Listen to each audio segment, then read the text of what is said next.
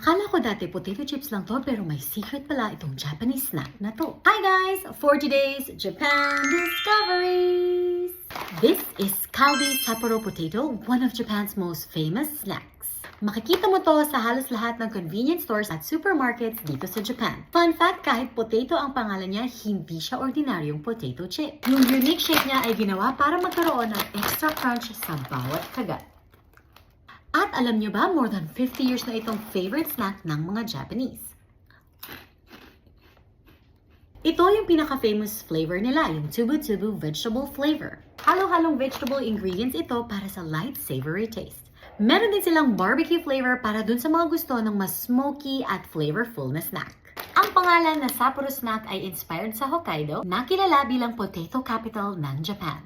Have you tried Sapporo potato before? Team vegetable o team barbecue? Comment below kung alin ang favorite mo. Follow for more Japan discoveries!